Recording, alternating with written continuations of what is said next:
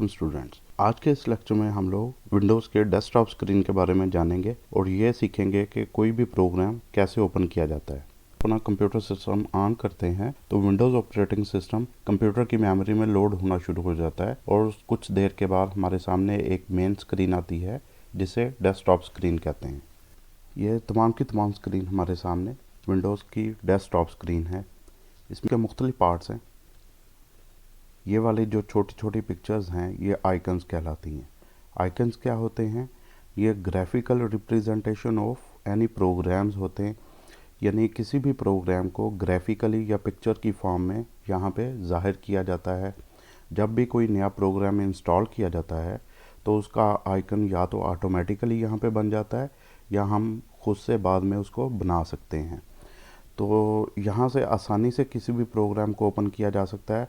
आप किसी भी आइकन के ऊपर डबल क्लिक करेंगे तो वो प्रोग्राम आसानी से ओपन हो जाता है। जैसा कि मैं यहाँ पे किसी एक प्रोग्राम के ऊपर डबल क्लिक करके उसको ओपन करवा सकता हूँ। और नीचे जो हमें ये पट्टी नज़र आ रही है ये टास्क बार कहलाती है। टास्क बार के मुख्तलिफ हिस्से हैं। सबसे पहला ये स्टार्ट का बटन है। इसके ऊपर आप क्लिक करके किसी भी प्रोग्राम को एक्सेस कर सकते हैं। जितने भी प्रोग्राम्स कंप्यूटर के अंदर इंस्टॉल्ड होते हैं उनको यहाँ से रन किया जा सकता है। उसके बाद हमारे पास यहाँ पे एक सर्च बार है जो कि कोर्टाना सर्च कहलाती है। इसको कोर्टाना भी कहा जाता है, जो कि एक रोबोटिक सर्च बार होती है और इसके पीछे आर्टिफिशियल इंटेलिजेंस काम करती है। कोर्टाना के साथ ही यहाँ पे एक बटन दिया हुआ है जिसकी मदद से आप लोग बोल कर कोई भी चीज़ या स्पीच की मदद से आप लोग कोई भी चीज़ सर्च कर सकते हैं। इसके बाद हमारे पास यहाँ पे टास्क व्यू है। टास्क व्यू जो है वो जिस भी प्रोग्राम के ऊपर हम लोग वर्क कर रहे हों तो उसका व्यू यहाँ पे शो हो जाता है। Next we have many programs here. ये प्रोग्राम वो वाले प्रोग्राम होते हैं या ये एरिया वो एरिया कहलाता है जहाँ से हम लोग किसी भी प्रोग्राम को क्विकली लॉन्च कर सकते हैं। सो ये एरिया क्विक लॉन्च एरिया कहलाता है।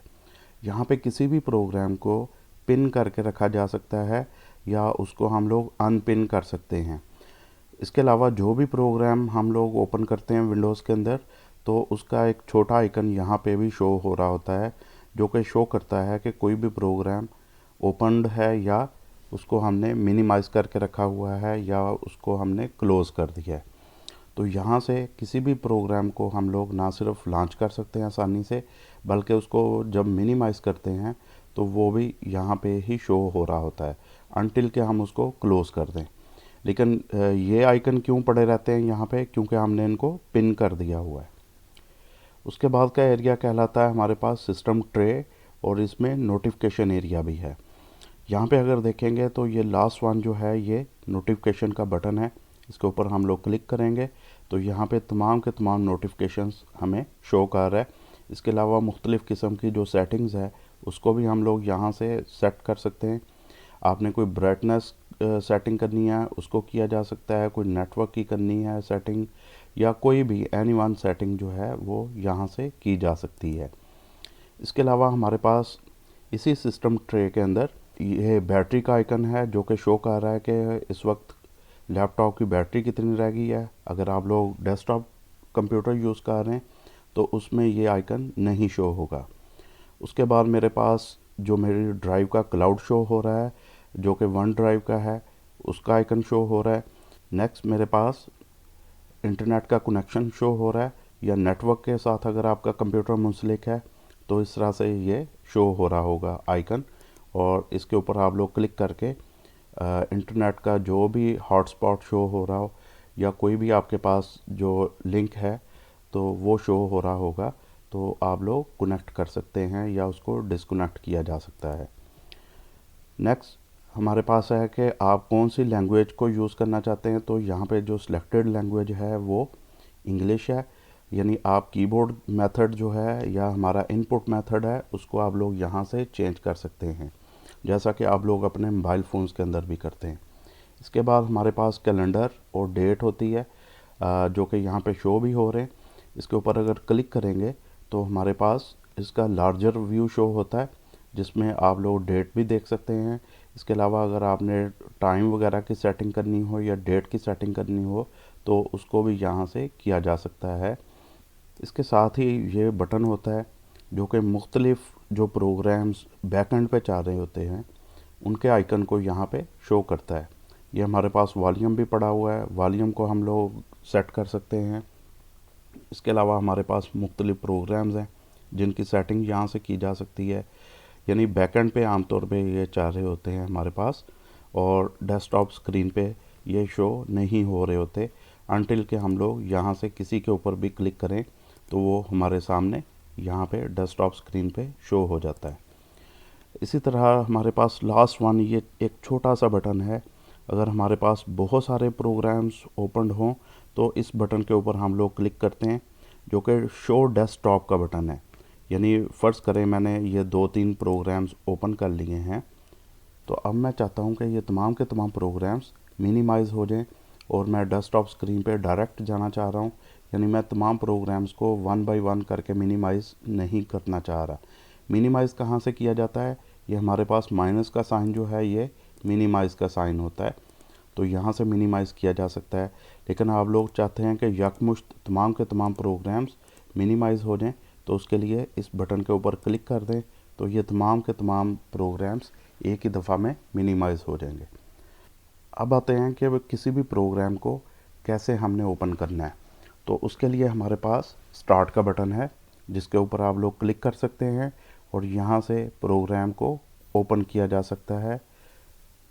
फ़र्ज़ करें हम लोग माइक्रोसॉफ्ट वर्ड को ओपन करना चाह रहे हैं, तो यहाँ से पहले हम लोग उसको सर्च कर लेंगे स्क्रॉल डाउन करते हुए। तो ये हमारे पास वर्ड का प्रोग्राम पड़ा है, इसके ऊपर क्लिक करेंगे तो इस तरह से माइक्रोसॉफ्ट वर्ड का प्रोग्राम लॉन्च हो चुका है। अब देखें कि यहाँ पे टास्क बार के अंदर इसका छोटा सा आइकन भी शो हो रहा है। अगर हम लोग इसको मिनिमाइज़ करते हैं तो तब भी ये यहाँ पे शो होगा। अब दोबारा से हम उसको ओपन करवाना चाह रहे हैं तो यहाँ से ओपन करेंगे, क्योंकि अभी तक हमने प्रोग्राम को क्लोज़ नहीं किया। अगर हम लोग इसको क्लोज़ करना चाहें तो यहाँ से किया जा सकता है। अब हम लोग देखते हैं कि इसको कोटाना की मदद से किस तरह से ओपन कर सकते हैं। तो यहाँ पे आप लोग डायरेक्ट ही वर्ड लिखें या MS वर्ड लिखेंगे तो यहाँ पे जनाब ये प्रोग्राम उसने शो कर दिया है। आप इधर क्लिक करें तो प्रोग्राम ओपन हो जाएगा। इसको मैं क्लोज़ करने जा रहा हूँ। ये हमने सीखा है कि माउस की मदद से कैसे प्रोग्राम को ओपन किया जाता है या किसी भी प्रोग्राम को कैसे ओपन कर सकते हैं। अब हम चाहते हैं कि कीबोर्ड की मदद से यही काम करें, तो उसके लिए हम क्या करेंगे, विंडोज़ की होती है हमारे पास कंप्यूटर के अंदर। मैं आप लोगों को शो करवाता हूँ कि कौन सी ये की होती है और कहाँ पे होती है।